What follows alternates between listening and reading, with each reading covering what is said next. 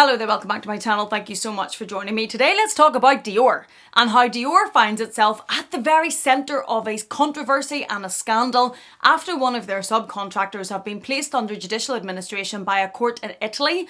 The court in Italy took that step after the Italian police visited the factory where part of the DIOR manufacturing process was being carried out and inspected the conditions the workers there were being made to work within. DIOR, as the main company, have subcontracted part of their manufacturing process to smaller companies.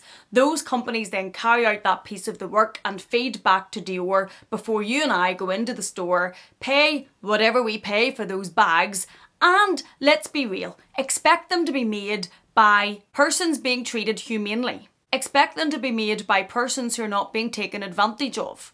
And expect them to be made in factories by persons working in conditions that we would expect to see actual human beings being expected to work within. We do not expect to see people being forced to work 24 hours a day. We do not expect to see people being forced to live where they work to ensure there is no disruption to the manufacturing process. We do not expect to see people being kept in conditions that the vast majority of us would not keep our animals in. Now, everything in this video is of course alleged. It is reporting on the press reports that are already out there, and I'm going to link a number of those articles down below in the description box. I'm also going to link the Instagram Diet Prada where I got a lot of this information from, and they have the footage that the Italian police found whenever they went in and looked and inspected the factories. I will link them also down below in the description box. But let's talk about this, because when we buy bags at the price that we buy them on, and we're also going to talk about the price we pay for these bags, because what has also come out of these documents is what it is estimated to actually be paying to make this bag. Now, none of us ever actually thought, and I've said this in many videos, none of us actually thought these things were worth the price. None of us actually thought that when we pay £3,000 for a bag, that the manufacturing process and the labour and the leathers, for example, cost £3,000. Of course we didn't. We all knew there was huge markups. But what I don't think a lot of us expected to see when we were paying this amount of money was people being made to work in the conditions that are clearly shown in this video, allegedly. DIOR itself is not under any criminal investigation. DIOR has subcontracted to another company, and according to an article by Fortune, which will be in the description box, commenting on a report from Reuters, which will also be in the description box, the court placed the unit, which is called Manufacturers DIOR SRL and fully owned by Christian DIOR Italia SRL, under the administration. That is not DIOR itself. They are not facing the probe. But what has been reported in these reports is that DIOR were not undertaking any checks. They were not going out and inspecting their subcontractors. They were not reviewing them. They were not making sure that the work that was being carried out was at a level or at a standard that persons would expect to see. And there is criticism there if that is the case. When a company generally subcontracts out a part of its work, and this is general, this is not talking specific about DIOR, I don't know if this is what is in place in their relationships, but generally when a company at the top of the tree, for example, manufactures or makes certain things and subcontracts part of that out to other companies to complete that part of the work, there's generally contracts in place between the two. Part of those contracts will generally see the main company up here asking the lower companies down there to make sure there are things in place, for example, like insurance to cover if anything happens to the workers, to make sure that they are treated in certain ways, to make sure that certain things are provided to them. And then this lower company takes on the responsibility of overseeing the workers, overseeing the work that's being carried out, the insurance, in case anything were to happen. This then becomes their responsibility. And it is likely, if that is the case in this example, is why this is the company down here that is actually under the judicial administration and not DIOR up here, because it is probably in a contract somewhere, allegedly, that they're not responsible for what is being carried out by the persons down here. Does that mean that they should close their eyes to it and not go and have some inspection system? Well, that's another question entirely. DIOR is of course one of the very high level brands owned by LVMH. LVMH is of course owned by the CEO and billionaire Bernard Arnault. He runs the LVMH group and his daughter Delphine is at the head of DIOR. Now, whilst there is no criminal probe against DIOR itself, and it is not DIOR that is standing in that Italian courtroom, It's definitely not a good look for a brand that prides itself on its luxury, on its craftsmanship, on its heritage, to be linked in any way to companies facing the type of allegations that are coming out in this, that its workers are treated in deplorable conditions. The very same workers who are manufacturing and making parts of the bags, because it was a bag factory that was visited by the Italian police, allegedly, making parts of these bags that we pay thousands of pounds for to be attached to the Christian Dior name. It's appalling that they're linked to it in any way. It's appalling that anything to do with their manufacturing process is facing these types of allegations. Now, nobody can say that the CEO of a massive big company like that should be able to personally go and inspect every one of its subcontractors. But if you're running a massive big corporation like that, would it not be fair to expect there to be safety checks and protocols in place, that whoever you're subcontracting to, whoever is doing work under your brand, is being made to step up to certain standards and is being made to retain those standards and to ensure that the conditions in which people are working are fit to be attached to the name that you're asking other people like myself to buy into the luxury of. You're asking your customers to buy into the allure of Christian Dior. Should that not go from top to bottom? Part of the allegations are that the companies Dior have been subcontracting to are Chinese-owned companies, and that it was Chinese nationals working in these companies in Italy, 4 of them, where there have been investigations and spot checks done, and the conditions that have been found have been less than acceptable, to say the least. Taking now from the Fortune article, it states that a Milan court looking into the matter said that the pattern of big fashion companies in Italy allegedly violating worker rules wasn't a one-off occurrence and was done to increase profits. Are you not making enough money? Are you not making enough money by charging us £5,000 for this, for something that, even if it was being produced in a company in a workshop that was spankingly brilliant, how much is it going to cost? Could we get Tanner Leatherstein onto this, please? How much is it going to cost? Nowhere near what we're paying for it. Now, I am fully aware that when we pay for a Dior bag or a Chanel bag or a Louis Vuitton bag, and one has to wonder, is this going to stop at Dior? It doesn't stop at Dior. Armani's involved in this as well. But do we think that there's not going to be others? Doesn't it bring to mind all of the videos you've watched and questions a lot of people have been raising about the declining quality in Chanel, for example? Doesn't it bring to mind what's going on? How are these brands actually making their bags, their pieces? When we see quality decline, we hear things like this. And you can't help but let your mind think, is this going to be the last company we're going to hear of? I'll be surprised if it is the last company, and maybe that's the cynic in me, but I will be surprised. The document viewed by Reuters said that this was a generalised and consolidated manufacturing method. The investigation looked at 4 suppliers who were based in Milan and employed 32 people. People is a quite important word in that sentence, because people should be treated in certain ways, of whom 2 were illegal immigrants, while 7 lacked sufficient documentation. Now, if you are a company or you are an employer in Europe, part of that means that you will fall under the European Convention. In Europe, if you are a member of the EU, which Ireland is, which Italy is, what that means is that your own government, your own country can enact their own laws, but there are also overriding laws by the European courts put into place, and all member states must also comply with those laws. In 2003, the European Court put into place the European Working Directive. What that did was set certain standards that the member states must ensure the employers, the factories, the companies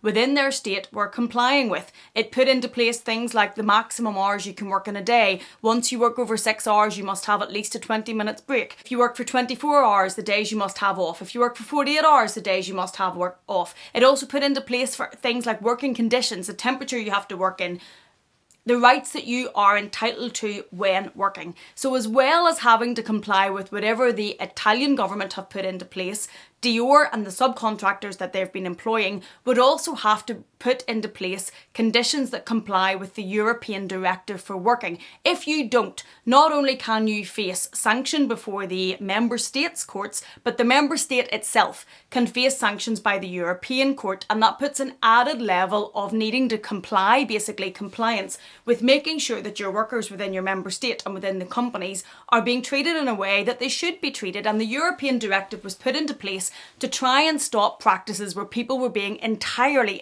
exploited, when they were being made to work for pennies, when they were working hours and hours and hours with no breaks, when they were in conditions that you just wouldn't wish to see outside of some video from 150 years ago. But unfortunately, it happens. And that is a huge risk whenever they are employing persons who do not have the right paperwork, illegal immigrants. One of the things about employing illegal immigrants means that although that person may not have the right to work and earn, it also means they don't have any rights, they don't have any protections, because if they are not employed properly, how are they going to enforce the rights that they have when they actually don't have a right to work there? And what happens quite often with illegal immigrants is they're treated like absolute dirt, because why would an employer who is of a mindset to take advantage respect rights the person doesn't even have because they're illegal? And they're just happy to get paid, the pittance that we're throwing off the table at them. And of course, I generalise. This is something that you will see. Obviously, there are plenty of employers, myself included, that does not entertain any of these practices. But there are others out there who are willing to take advantage. When we look at those type of practices, nobody is going to sit here and tell you, I'm really shocked that in the world of fashion, this happens, because there have been so many scandals over the years and so many discussions about what is happening in especially fast fashion. We all have watched the videos alleged against Shein. We've all watched the videos where they took their influencers out to show them one of their top of the range fancy dancy factories, and then all the other videos come out of what the factories are all actually like. We've all seen them. We've all read the scandals. It's been Zara in the past. It's been H&M in the past. It has been in the news. It has been alive, but we haven't yet seen it so openly attacking one of the luxury houses. And part of paying these ridiculous prices, let's be honest, none of these bags are worth the dollar amount, but you're paying for the brand. And paying for the brand should mean that you're paying for luxury. This couldn't be any more the opposite of luxury. What that video has shown, allegedly, what is alleged in these press reports, couldn't be any more the opposite of luxury. It's certainly not what I would want to be associated with. And I love DIOR. I have DIOR. I'm wearing DIOR. I have bought DIOR. And to think now that we're having the conversation about, but this is what's actually going on, and now it's visual. Some will say, well, you should have known it's what was going on. And I would get comments in my comment box when we're talking about luxury and we're talking about high-level goods that will say, you're not going to get it from any of those houses. You need to go to the individual artisans who are making real quality leather products, a lot of them in Italy, for a fraction of the cost of what these big stores are costing you and are charging you. And that's true. Of course that's true. But for it to be so glaring how workers were being treated, the article goes on to say that local police inspected the suppliers' factories earlier in the year and found that workers were subject to hygiene and health conditions that are below the minimum required by an ethical approach. Now, when an investigation like this happens, it doesn't happen overnight. They don't just decide one day, let's rock up at that factory, knock on the door, let us in and have a Jeff Duke. No, there is a lot of planning goes on behind it, and all of that material generally becomes discoverable down the line. But what goes on in that planning, and I can't talk about this DIOR investigation, obviously this is just talking generally, but what can quite often go on is when they are carrying out their intelligence, if there's maybe been a whistleblower, somebody that's came and told them what's going on, or their suspicions have just been heightened, or there is a task force put in place to look at certain industries, that happens quite a lot. They will look at things like cell site analysis, which will show mobile phones and usage. They will look at energy usage. They will look at electricity usage. And that's one of the things they have done here. And what is reported in these court reports is that allegedly the electricity usage doesn't fall. It's standard. It's across the board 24 hours a day. That means nobody's sleeping. That means there isn't a dip whenever things go off. That means at holidays it is sustained, which means that the same process, the same amount of energy is being consumed and used 24 hours a day. No stop. Nobody's getting a break. Nobody's stopping. And yes, you can tell me that it could be shifts. There could be people coming in to do 8 hours, and then there could be people coming in to do the next 8 hours, and then there could be people coming in to do the latter 8 hours. And that does happen in a lot of 24-hour businesses, and you will see their energy use sustained. So that in itself would not be enough. And that's why they go knock, knock, knocking on the door. And when they went knock, knocking on the door of the practices, the ruling found that employees slept at their workplace just to ensure they were available 24 hours a day. So there was no stop in the manufacturing process. Now, if it's shifts, allegedly, you wouldn't need people to sleep there. You wouldn't expect people to sleep there. You wouldn't ask people, you wouldn't ask your mum to sleep there to make sure that somebody can come on if the manufacturing process, goodness forbid, is going to be interrupted. You wouldn't do that. So when we see the footage from Diet Prada, which I will link below, of the beds, of the food. No. Another thing that was reported in the rulings is that safety features have been removed from the machines to ensure that the process isn't slowed down. Now what that can mean quite often is, say you have a piece of machinery that's used for cutting a certain thing. There will be a safety guard on it, and it means that you have to use it in a certain way, you have to take your time, you have to comply with that. If you remove that, it's much quicker. Now, there have been cases before that have been reported for different factories not related to DIOR, where one I am aware of, a person lost their finger because they had removed the safety devices because they had to keep up with the manufacturing process and they had to work quicker and quicker and quicker. When you are removing the safety features that the manufacturer of the machinery you've put in place, all you're doing is blatantly putting at risk the persons who are using them. One of the things that allows to do, if we quicken up the process, is cut down the cost of production. And it was reported that a DIOR bag, doesn't say which one, apparently is no longer on the website, is being produced for €53. €53. But we were paying for that €2,600 as per this report, allegedly. Now, that particular bag apparently is no longer on the website. There are other bags. I've said before in videos when I've talked about bags that aren't worth their price. I can't see the money in the DIOR book tote. Looks to me like fabric cut out and stitched together. And I know there's videos. This is the thing about DIOR. There's videos of the manufacturing process. It's beautiful. It's spectacular. And I'm angry about this because I love DIOR. So I expect more. Expect more from them when we're paying this money. Expect them to be making sure that there's checks and balances in place. And the book tote is one of those fabric totes with very little inside it that you can imagine doesn't cost that much to produce.